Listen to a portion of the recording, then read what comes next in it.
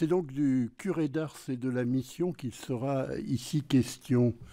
Et c'est une réflexion d'historien que je vous propose, mais qui s'efforcera d'entrer en dialogue avec les perspectives théologiques, ecclésiologiques et spirituelles qui sont au cœur de la comparaison entre Saint Jean-Eudes et Saint Jean-Marie Vianney et qui ont animé le passionnant débat d'hier. En effet, Jean-Marie Vianney, ce prêtre qui est demeuré plus de 40 ans curé de la même petite paroisse de la Dombes, entretient avec la mission une relation que j'estime essentielle, car il n'est pas nécessaire d'avoir beaucoup voyagé pour être missionnaire en christianisme. Sainte Thérèse de l'Enfant Jésus, qui n'a pas quitté son Carmel, et depuis 1927, à l'instar de Saint François Xavier, qui est allé jusqu'au Japon, patronne des missions. La mission, nous rappelle Émile Littré dans son dictionnaire de la langue française, c'est le pouvoir d'aller faire quelque chose. Les missionnaires, ce sont, dit-il, les prêtres envoyés pour la conversion des infidèles ou pour l'instruction des chrétiens. Dans ces deux définitions, il y a deux verbes qui expriment le mouvement, aller, envoyer. Mouvement physique en direction de l'extérieur, sans doute, mais aussi mouvement du cœur, de l'esprit et de l'âme. Le curé d'Ars n'a été missionnaire au sens propre, nous le verrons, c'est-à-dire qu'il n'est sorti de sa paroisse pour aller enseigner et convertir qu'à de très rares occasions et à un moment très précis de son existence, entre 1823 et 1830. Mais la mission l'a habité tout au long de sa vie, et c'est sur ce point que je voudrais ici insister, en trois temps comme de juste. D'abord pendant son enfance, car l'influence des missionnaires clandestins de la Révolution a été considérable sur lui. Ensuite à l'âge d'homme, lorsqu'il participe aux missions de la Restauration. Et enfin, dans ce qui sera la vocation de sa vie de saint, son existence de missionnaire immobile à Ars.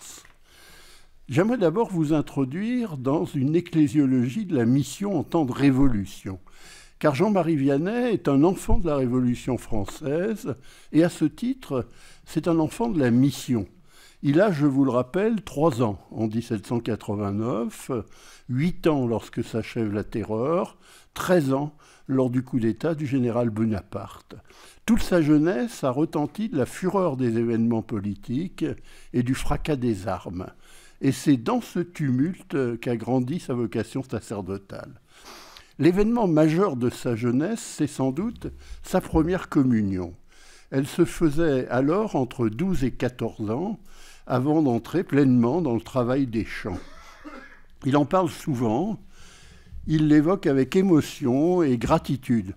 Le petit berger de Dardilly, après avoir été préparé par les Sœurs de Saint-Charles, l'accomplit clandestinement en l'an 7, au temps des fenaisons, nous dit-on, c'est-à-dire dans l'été 1799, à l'âge de 13 ans, dans une paroisse voisine de la sienne, Écully, aux portes de Lyon, parmi 16 autres enfants.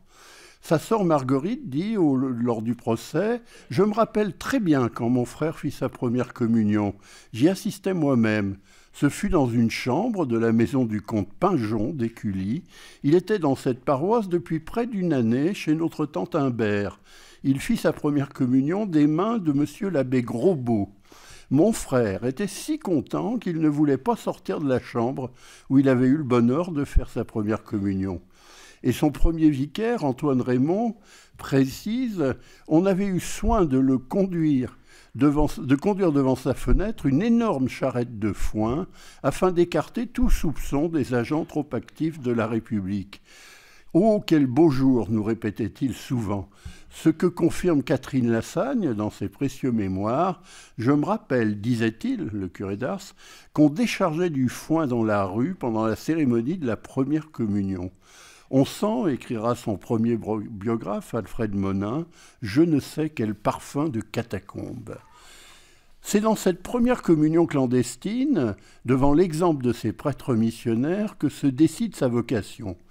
Alfred Monin, toujours, le dit nettement lors du procès. Je crois que c'est à l'époque de sa première communion qu'il sentit naître en lui les premières aspirations à l'état ecclésiastique. La précieuse connaissance qu'il fit de M. Ballet, religieux génovéfin qui évangélisait le pays pendant la Terreur, fortifia ses dispositions. « Si j'étais prêtre un jour, disait-il, comme il me l'a répété depuis, je voudrais gagner bien des hommes au bon Dieu. » Le prêtre qui célèbre la cérémonie s'appelle Claude-Joseph Grosbeau. C'est déjà lui qui l'avait confessé pour la première fois. Né en Bresse, ancien vicaire de Sainte-Croix de Lyon, réfractaire, émigré à Bologne, il est rentré à Lyon dès l'an 3 pour rejoindre le ministère clandestin. À ses côtés, dans la mission d'Écully, on relève les noms de 2 prêtres. D'abord Augustin Chailloux, sulpicien, ancien professeur de philosophie au grand séminaire de Saint-Irénée, engagé dans le combat contre le jansénisme et contre la constitution civile du clergé. Et puis surtout Charles Ballet, génovéfin, c'est-à-dire chanoine régulier de Sainte-Geneviève, un ordre à la fois savant et austère, connu par son rigorisme, parfois teinté de jansénisme. Il a quitté sa cure près de Blois pour ne pas reconnaître l'autorité du nouvel évêque, qui n'est autre que l'abbé Grégoire. Et il est venu se mettre au service de l'église de Lyon, où il est né. Son propre frère, dont Étienne Ballet, chartreux, a été guillotiné sur la place des Terreaux. Il sera, comme vous le savez tous, le maître spirituel, le modèle, l'ami selon le cœur du futur curé d'Ars. Enfin, notons que M. Grosbeau est très proche de Joseph Courbon, dont il a été le vicaire puis le compagnon d'émigration, et que Joseph Courbon sera le maître d'œuvre de la reconstruction concordataire du diocèse de Lyon. C'est lui aussi qui permettra à Jean-Marie Vianney de faire un examen de théologie en français pour être ordonné prêtre.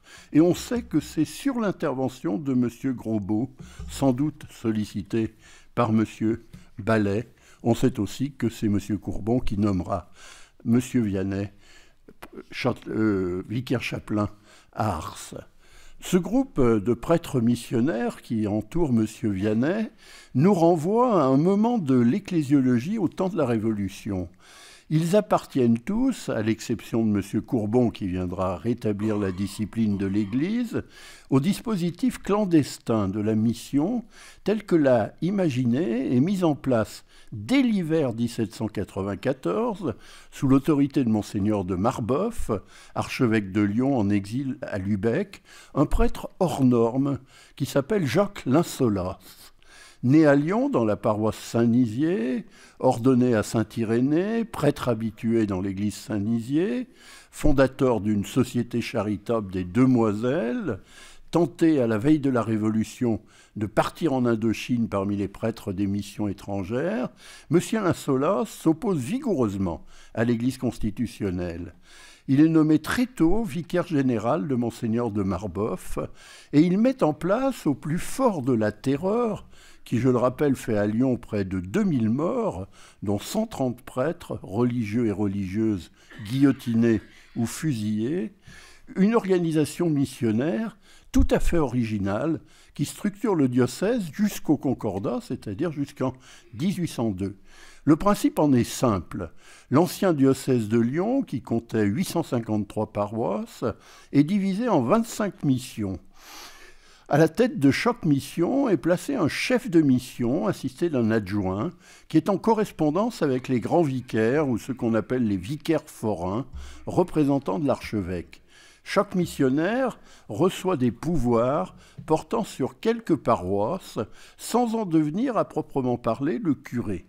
Les actes cultuels sont effectués dans des maisons particulières et non pas dans les églises qui ont été dévolues aux communes et qui ne sont pas réconciliées. Monseigneur de Marboeuf et M. Linsolas refusent en l'an 3, 1795, la possibilité offerte par le directoire, moyennant déclaration préalable, de célébrer dans les églises paroissiales. Ce qui fait que lors de la reprise de la persécution, au lendemain du coup d'État de Fructidor en 5, c'est-à-dire septembre 1797, ce sera sans conséquence sur le culte. Les prêtres bénéficient d'autre part de l'assistance de chefs laïcs qui les abritent dans la clandestinité, organisent leurs déplacements, programment les cérémonies, veillent sur leur sécurité, ainsi que de catéchistes placés sous leur autorité. Dans ses précieux mémoires pour servir à l'histoire ecclésiastique des diocèses de Lyon et de Belay, publiés sous le Second Empire, sur la base d'une enquête conduite sur chaque localité, le chanoine François Catin donne, village après village, le nom des missionnaires et des familles chrétiennes qui les ont soutenus, véritable répertoire de la résistance catholique en temps de révolution et authentique épopée rurale d'une catholicité fervente et intransigeante à laquelle le curé d'Ars participe enfant. Enfin, c'est aux chefs de mission et parfois à leurs supérieurs qu'il appartient de statuer sur la réconciliation des prêtres et des fidèles en leur imposant parfois de lourdes pénitences.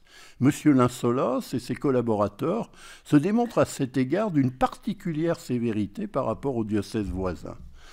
Cette nouvelle organisation du culte, par temps de révolution, confère à quelques actes sacramentels, et en premier lieu à l'Eucharistie, une place absolument centrale dans la vie chrétienne. On doit, un peu paradoxalement, à l'historien de la Révolution dans les Pays de l'Ain, le républicain très anticlérical Charles Jarin, l'un des récits les plus émouvants d'une de ses premières communions clandestines. C'était à Lagnieu, dans la plaine de l'Ain, à la Pâque de l'année de la Terreur. Voici son récit, qui nous éclaire un peu sur le moment vécu par le curé d'Ars. Le 20 avril, jour de Pâques, avant l'aube, un prêtre, vêtu des bizarres modes d'alors, donnait la première communion à 3 enfants, dans une petite chambre basse, noire, nue, que je vois encore. J'ai été conduit là, à l'âge de 10 ans, par une de ces communiantes du premier floréal en 2. Le meuble de chêne vermoulu, le crucifix d'ivoire difforme, les flambeaux de cuivre jadis dorés, ayant servi au sacrifice, étaient là encore, et à la porte, le bénitier à 2 sous. Si j'ai jamais senti une émotion religieuse, c'est en m'agenouillant avec ma mère devant l'humble autel. Pour dépister les sans-culottes, et leur moitié plus farouche encore, le prêtre changeait de costume à chaque visite. Les chambriers changeaient de chambre. Des 3 ouvertes à leurs agapes renouvelées des premiers temps, aucune, j'y songe aujourd'hui, ne pouvait contenir plus de 25 fidèles. Ce texte est très éclairant. Il témoigne de la ferveur eucharistique des jeunes communiants, de la précarité du service sacerdotal, mais aussi de la restriction d'affluence. Les conditions de la mission viennent bouleverser les traditions paroissiales. Les conséquences ecclésiologiques de ce moment ne doivent pas être minorées. C'est l'abandon momentané de l'ancienne relation pastorale qui unit le curé aux fidèles. C'est aussi le naufrage du système bénéficial qui attachait le prêtre d'Ancien Régime à sa cure. Monseigneur de Marbeuf, qui n'est nullement un évêque réformateur, il a été ministre de la Feuille des bénéfices à la cour de Versailles, insiste auprès de ses collaborateurs sur la nécessité de ne pas faire des missionnaires des curés en bonne et due forme au sein des paroisses qui leur sont confiées. Dans son mandement de carême en date du 10 février 1796, l'archevêque de Lyon en exil, rappelle M. Linsolos, plaide que, je cite, « ce n'était pas le moment de reprendre le poste inamovible qu'on avait à l'époque de la Révolution, que les circonstances, quoique moins pénibles, n'étaient pas rassurantes, qu'il lui paraissait qu'on serait exposé à de nouvelles secousses et que la prudence exigeait qu'on prît tous les moyens pour que messieurs les curés fussent dans les missions jusqu'à temps opportun, qu'il leur demandait momentanément ce sacrifice pour leur sûreté personnelle et pour le bien de la religion. » Et le prélat précise plus avant ces raisons, je le cite encore. La présence des curés, dans leur place, irritera ceux qui les ont tourmentés et maltraités. Pas un des coupables qui ne vit avec une espèce de rage celui qu'ils ont vexé ou tourmenté. Pas un des coupables qui n'eut la conscience bourrelée, tourmentée par les remords à la seule présence de leur curé. et qui ne prit les moyens pour le faire arrêter, ou au moins le dénoncer pour ne pas l'avoir sous les yeux.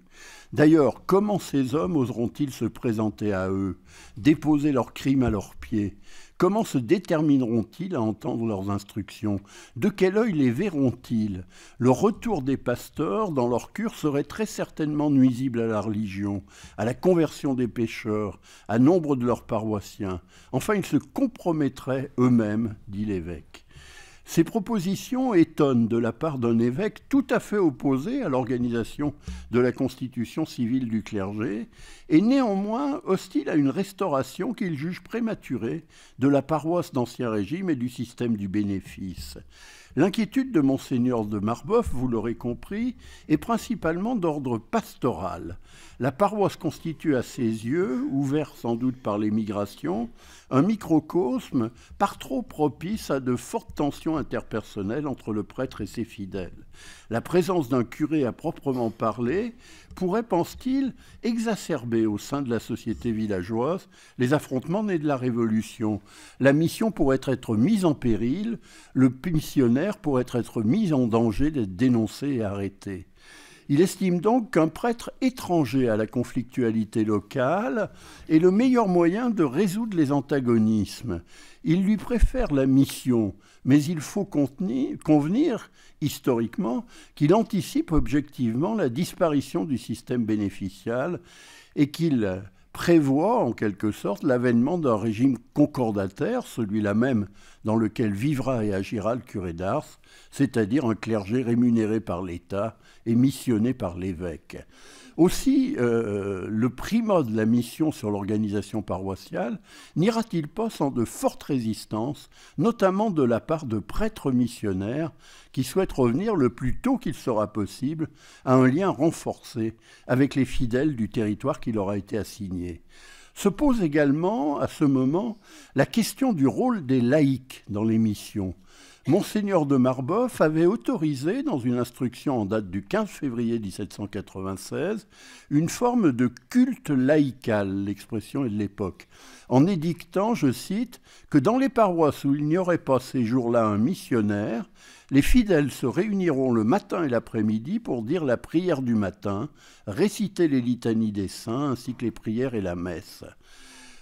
Or, un jeune prêtre qui avait 22 ans en 1789 et qui est l'organisateur des missions dans la partie du diocèse qui concerne le département de l'Ain, Claude Joseph Ruivet, qui est vicaire forain de Monseigneur de Marbeuf, s'insurge en 1798, au cœur de la seconde vague des persécutions, contre les modalités et les conséquences de ce culte laïcal.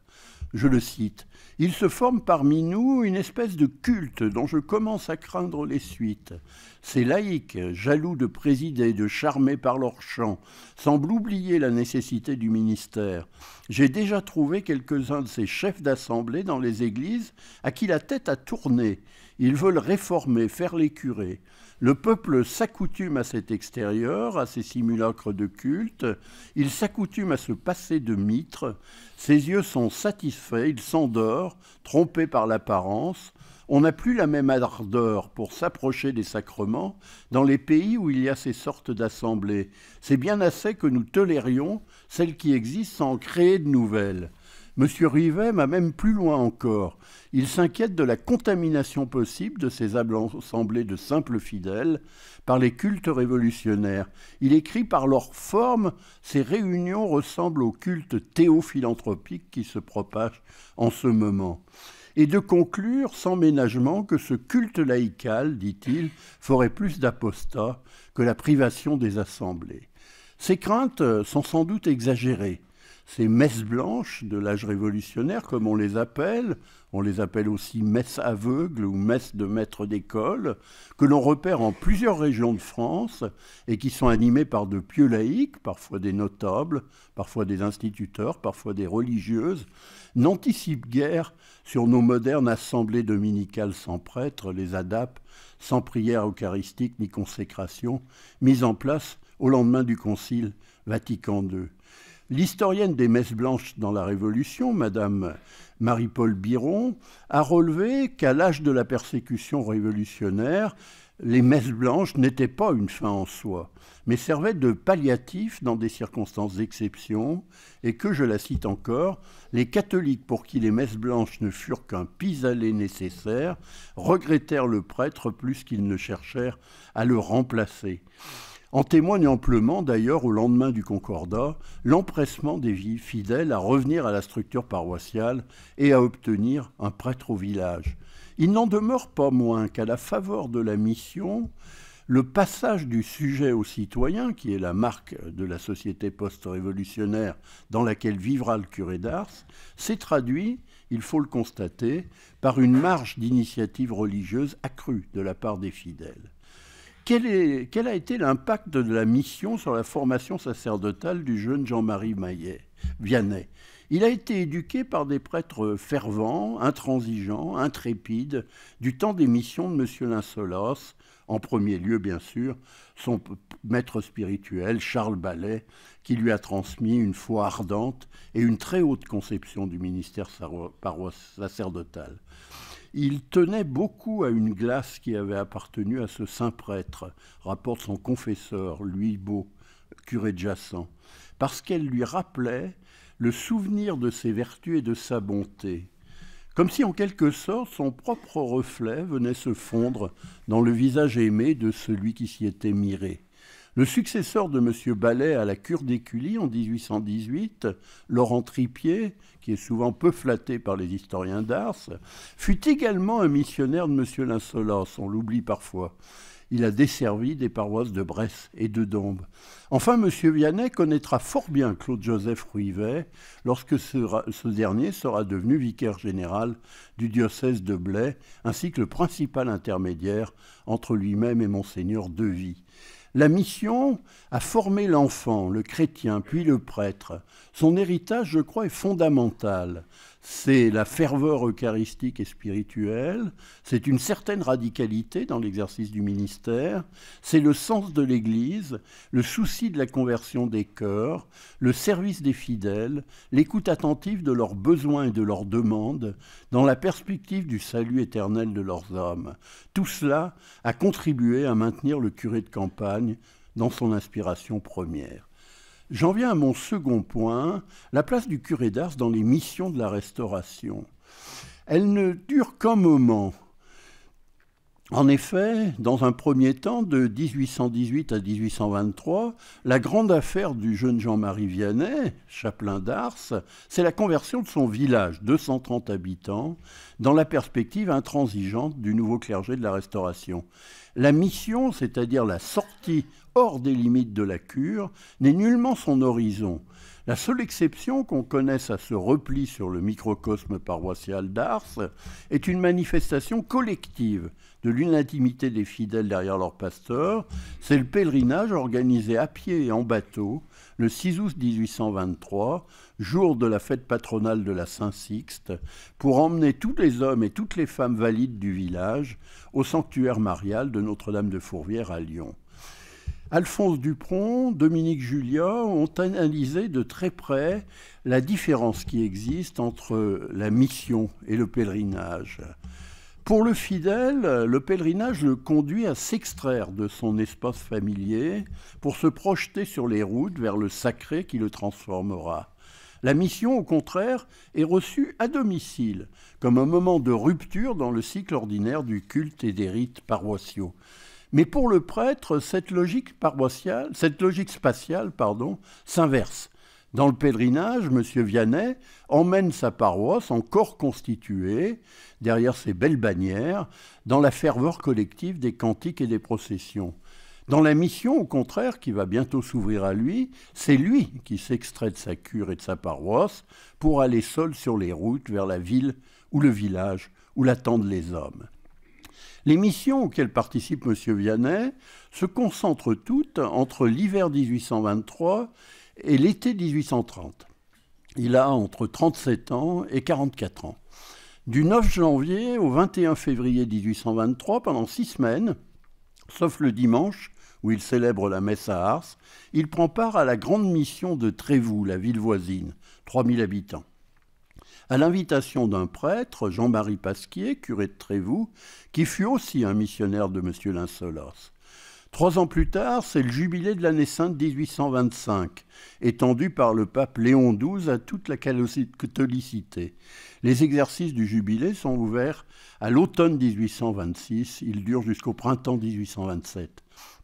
3 ans plus tard, c'est encore un jubilé universel ordonné par son successeur, le pape Pie VIII, qui est proclamé dans le diocèse le 15 octobre 1829 et qui va durer aussi quelques mois. À cette occasion, plusieurs curés font appel à M. Vianney. On signale sa présence dans plusieurs paroisses autour d'Ars, Savigneux, Chanin, Montmerle, Saint-Bernard, Saint-Trivier, jusqu'à Limoux, aux portes de Villefranche, sur la rive droite de la Saône. Ces 7 années sont dans la vie du curé d'Ars la brève saison de la mission. On le sait, les missions de la Restauration n'ont pas trop bonne réputation dans l'historiographie. On leur reproche, pêle-mêle, d'être trop encadrés par les autorités non seulement religieuses, mais civiles et militaires. On leur reproche encore d'être trop politiques au service du régime et de la dynastie des Bourbons. On leur reproche d'être trop spectaculaires, trop pathétiques, au goût du catholicisme d'enfouissement des années post-conciliaires. Même les préfets de la Restauration sont méfiants vis-à-vis de tout ce qu'elles peuvent apporter. Quant aux libéraux, ils se déchaînent contre les missions et les méfaits du parti prêtre, des jésuites et de la congrégation. La grande mission de Trévoux, à laquelle participe activement M. Vianney, pourrait entrer dans plusieurs de ses chefs d'accusation. Intrusive, elle l'est assurément, en ce qu'elle mobilise durant 6 semaines non seulement tout le clergé de Trévoux et des environs, ainsi que 6 prêtres de la Société missionnaire des Chartreux de Lyon, mais encore, nous dit-on, les principaux fonctionnaires, une grande partie des notables de la ville, la gendarmerie, commandée par le chevalier de Bar, la garde nationale, commandée par le capitaine Sicard, la classe éclairée, les magistrats de la cité, le tribunal, les fonctionnaires, les hommes de loi et jusqu'au sous-préfet. Elle est politique également, en ce que les causes de la religion et de la monarchie sont intimement confondues par les missionnaires. On pria pour l'Église, on pria pour le roi, nous dit-on. On célébra, je cite encore, l'éternelle alliance du trône et de l'autel. Pathétique, enfin, elle l'est en ce que se succèdent des séquences, propres à exalter l'émotivité des foules et à tirer de nombreuses larmes des assistants. Il y a l'amende honorable pour les péchés accomplis dans la paroisse. Il y a la prière au cimetière pour les défunts et les hommes du purgatoire. Il y a le renouvellement des promesses du baptême. Il y a le rappel des grandes vérités de la religion. Il y a enfin la communion générale, 1400 femmes, 1200 hommes à Trévoux. Enfin, il y a la plantation de la croix de mission, portée, nous dit-on, par 300 hommes ayant fait leur mission et qui est installée sur la route de Lyon. Le spectacle est grandiose en présence de 5000 personnes accourues des alentours et la relation devient lyrique. La croix est arrêtée, vive la croix, s'écrie le clergé, vive la croix, redisent les enfants, les femmes, le riche et le pauvre, tous les hommes, vive la croix. Ce triomphalisme que la révolution libérale de 1830 viendra violemment contredire quelques années plus tard, ne doit pas pourtant nous dissimuler la portée spirituelle de l'événement. Leur historien, l'historien des missions, le chanoine Ernest Severin, a souligné l'impact immédiat et l'importance historique considérable de ce moment méconnu de l'histoire religieuse de la France post-révolutionnaire. L'émotion qui saisit les communautés catholiques dans des cérémonies et des rites, le choc de la prédication sur les hommes et les femmes réunis par les exercices, le caractère massif des communions et des confessions collectives, la mémoire enfin des missions. Et dans sa magistrale étude sur la grande mission de Besançon en 1825, le grand historien que fut Gaston Bordet, qui vient de disparaître, a renouvelé l'analyse de ces missions en l'ouvrant à toutes les richesses de l'anthropologie historique. Il y a montré qu'un événement multiple, différemment et inégalement vécu, irréductible à une seule grille de lecture. La mission est à la fois une fête contre-révolutionnaire, conçu dans le but d'effacer, d'expier la Révolution française, une cérémonie néo-baroque enracinée dans la culture et la sensibilité de la Réforme catholique, une fête, enfin, au sens fort et primitif du terme, comme tentative de purification et recherche de cohésion collective. À ce projet, Jean-Marie Vianney a concouru en son temps de toute son âme ardente. Il faut le saisir dans son mouvement, qui est fort vif et rapide, comme à son habitude. Monsieur le curé d'Ars, se souvient son ami Morel, partait le dimanche soir ou le lundi matin, à pied, ayant pour tout manteau son surplis sous le bras, par un temps bien rigoureux, car il était au cœur de l'hiver, pour se rendre à Trévoux, éloigné de 9 kilomètres. Il n'introduit dans sa présence aucune considération politique. On aurait bien du mal à citer une opinion du curé d'Ars. Mais son objectif reste inchangé, c'est toujours « je voudrais gagner bien des hommes au bon Dieu ». L'arrière-plan révolutionnaire est par contre très présent dans son esprit. Il faut se rappeler qu'il est celui qui a dit « laissez une paroisse 20 ans sans prêtre, on y adorera les bêtes ». Nul doute qu'il adhère complètement aux propos du missionnaire lors de l'amende honorable, lorsque M. Furnion rappelle aux fidèles que 30 ans plus tôt, notamment à Trévoux, où la dynamique révolutionnaire fut intense et qui possède depuis la fin du XVIIIe siècle une active loge maçonnique, il y a eu, je le cite, l'impiété triomphante, les temples du Seigneur abandonnés, dépouillés, détruits, ses ministres égorgés, les profanations des tabernacles, la violation des tombeaux, la religion méprisée. Enfin, M. Vianney, de tous les moments importants de la mission, en particulier la cérémonie de renouvellement des vœux baptismaux, la relation, d'ailleurs, le cite lui-même, alors qu'il est parfaitement inconnu, et c'est sans doute la première référence imprimée relative à l'existence du curé d'Ars. Je cite cet extrait. Le clergé, précédé de la croix, traverse les rangs des chrétiens, qui tous tenaient encore un cierge allumé. Le pieux curé d'Ars porte à la main le livre des saints évangiles, il le prend et le présente à chacun des pasteurs des hommes en disant avec simplicité et d'un son de voix qui n'appartient qu'à lui, voici l'évangile de notre Seigneur Jésus-Christ. On sait aussi qu'il est littéralement assailli par les pénitents. Catherine Lassagne écrit dans ses mémoires « Il ne demeura pas oisif ». Son confessionnal et sa chapelle étaient toujours remplis, au point qu'un jour, on emportait le confessionnal qui n'était pas solide. On m'emportait, disait-il, avec mon confessionnal. Monseigneur René Fouret, en consultant les registres de catholicité de Trévoux, a remarqué que 20% des régulations de mariage sont opérées par le seul monsieur Vianney. Il soupçonne aussi que parmi les pénitents réconciliés se trouve son prédécesseur de l'an 2, Étienne Saunier, qui avait abdiqué ses fonctions de curé et remis ses lettres de prêtrise avant de s'établir marchand à Ars. Les missions de la Restauration constituent, je crois, un moment capital dans l'existence de Jean-Marie Vianney, comme dans la jeunesse du pèlerinage d'Ars. C'est là que s'origine et se diffuse peu à peu cette fama sanctisatis, cette réputation de sainteté qui ne le quittera plus. C'est à la suite des missions que commencent à affluer quelques pénitents. On en compte quelques dizaines dès l'année 1828 ou 27. Sa pratique pénitentielle est toutefois très rigoureuse et d'ailleurs le sous-préfet de Trévoux s'en plaint puisqu'il met en cause les balles de la sous-préfecture. Il reste encore très rigoureux, très rigoriste. Il pratique encore les refus d'absolution et notamment les absolutions différées qui exigent une nouvelle confession. Or, on le sait, la tradition de la mission se situe aux antipodes du rigorisme. Le missionnaire, comme le veut l'adage appliqué en particulier au père Jean-Eudes, est, je cite, « un lion en chair et un agneau au confessionnal ». En d'autres termes, il doit être sévère quand il prêche, mais miséricordieux lorsqu'il absout. La mission de Trévoux obéit toujours en 1823 à cette dialectique spirituelle, à cette dramaturgie sacrée, et cela ressort très nettement de la relation. Qu'en est-il de M. Vianney, missionnaire dans les années 20 ?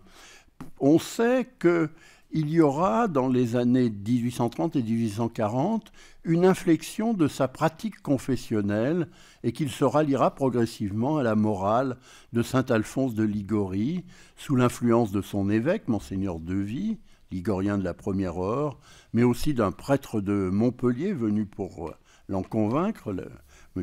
Taillade, et de la dynamique du pèlerinage lui-même.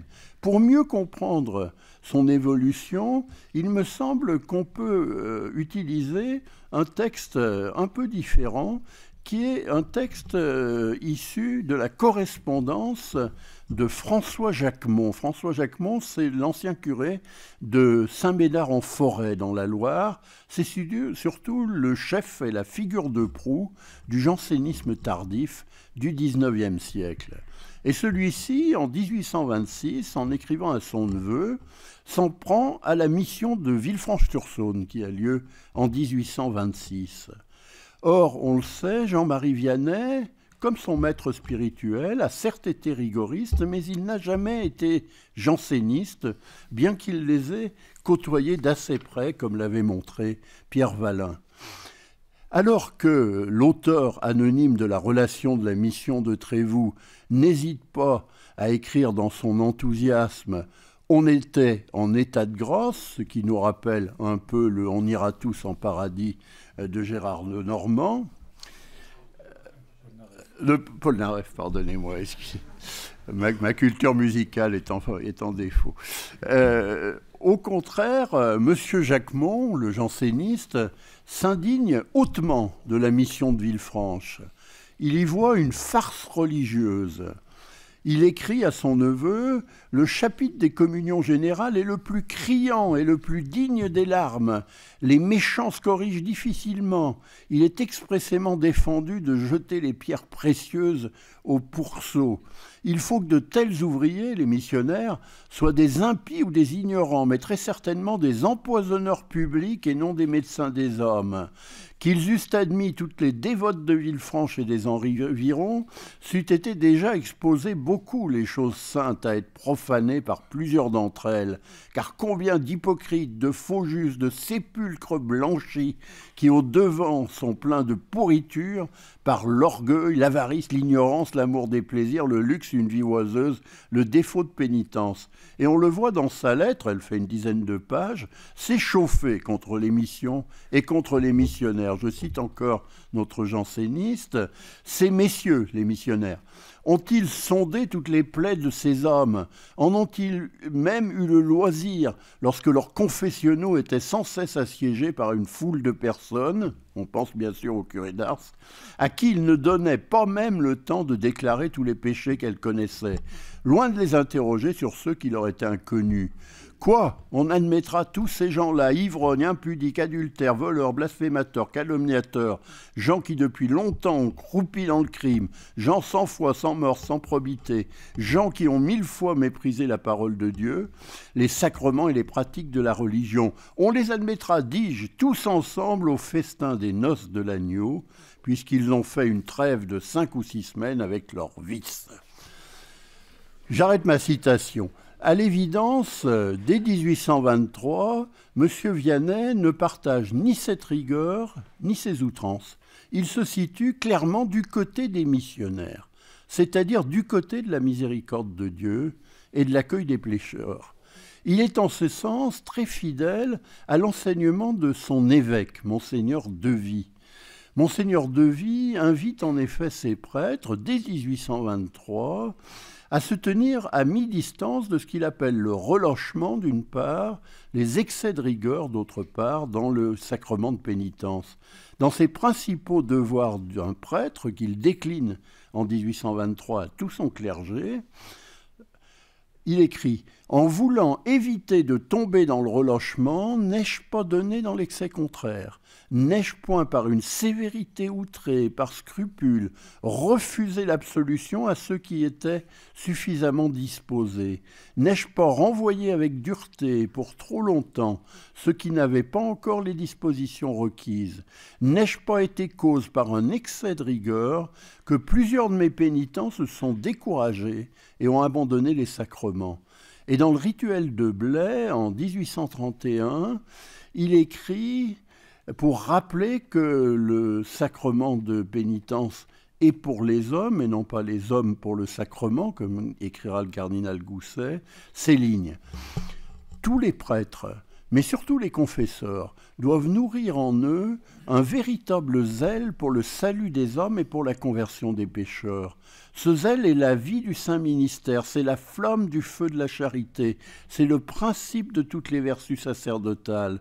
Mais il faut que ce zèle soit actif, confatissant, ferme, modéré, éclairé, patient, attentif, prudent, désintéressé, persévérant. Zèle actif, le bon pasteur n'attend pas que la brebis égarée revienne, il la poursuit, il ne néglige rien pour la ramener. Zèle compatissant, écrit encore l'évêque, faites pour les autres ce que vous voudriez que l'on fît pour vous-même. Plus les personnes que vous confessez sont coupables, plus elles doivent exciter votre charité. Plus elles sont grossières et ignorantes, plus elles ont besoin de votre secours. Et de conclure, un cultivateur ne s'est-il jamais plaint de l'abondance de la moisson.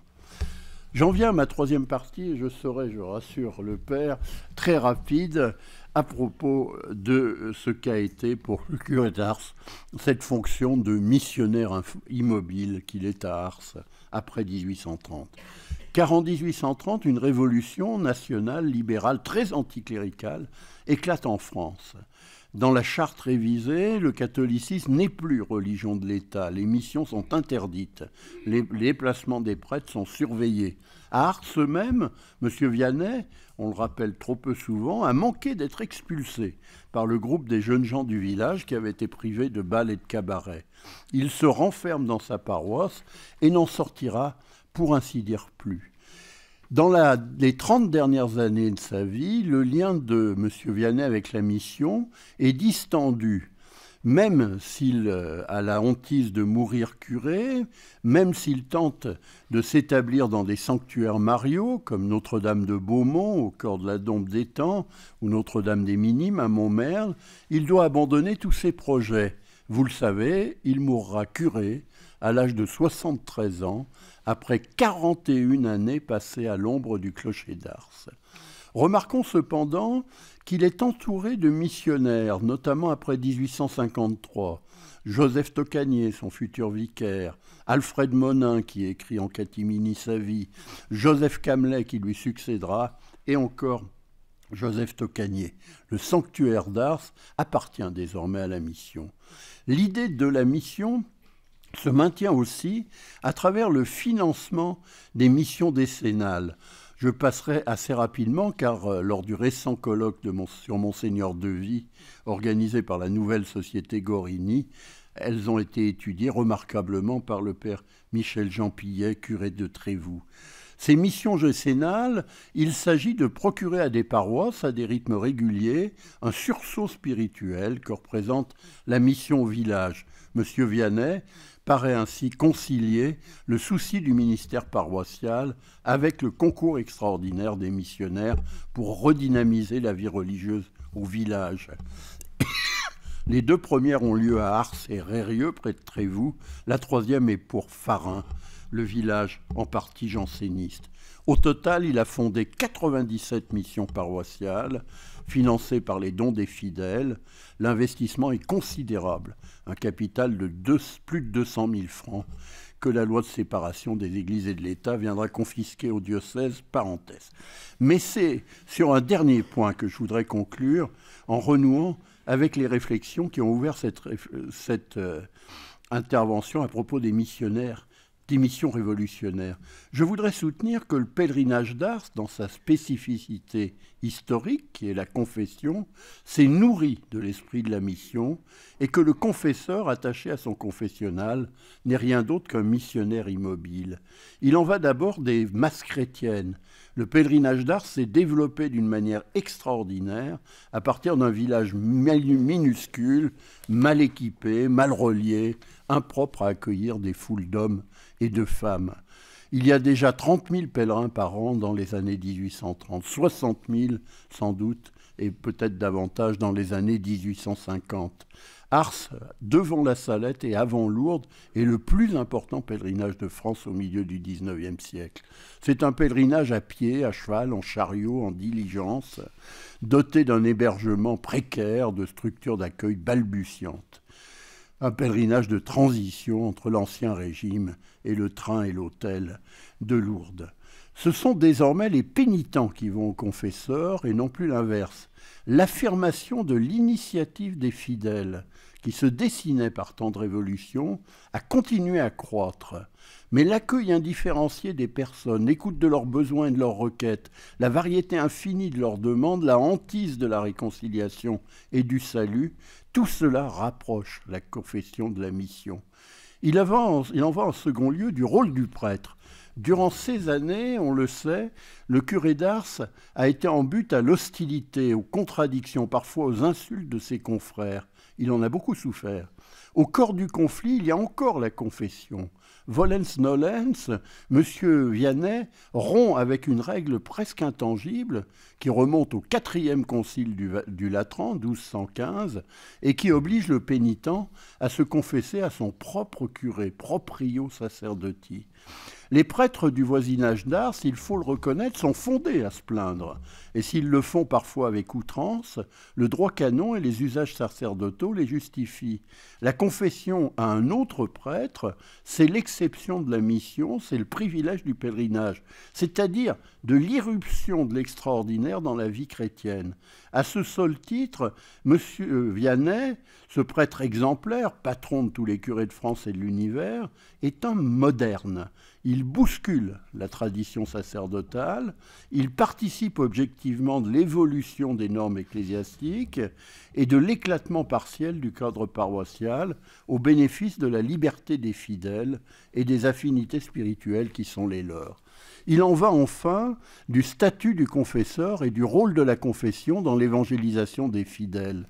Si M. Vianney accueille avec générosité tous ceux et toutes celles qui s'adressent à lui, s'il sacrifie l'essentiel de son temps, et l'on peut dire l'essentiel de sa vie à leur écoute, s'il passe 12 à 15 heures par jour dans la pénombre d'un confessionnal, s'il n'est pas découragé par la multiplicité des requêtes et l'hétérogénéité des demandes, s'il fait surtout évoluer son rigorisme initial vers une approche plus miséricordieuse de chacun de ses pénitents, c'est que, encore et toujours, il voudrait gagner bien des hommes au bon Dieu.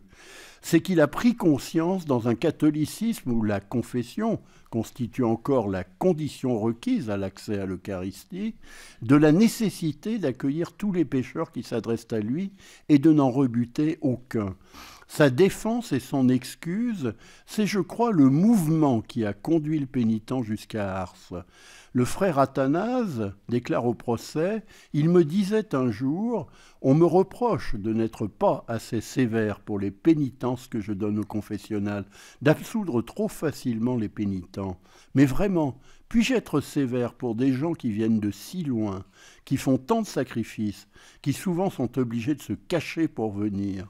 Le mouvement s'est inversé de sens, mais il demeure l'essence même de la mission. Et c'est bien la mission, je crois, qui donne sens à l'immobilité du saint vivant.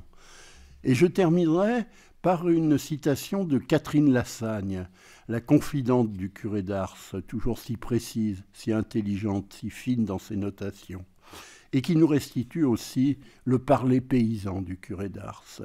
Je lui disais quelquefois: Monsieur le curé, les autres missionnaires courent après les pécheurs, même jusque dans les pays étrangers. Mais vous, les pécheurs, vous courent après. Il répondait: c'est bien quasi vrai.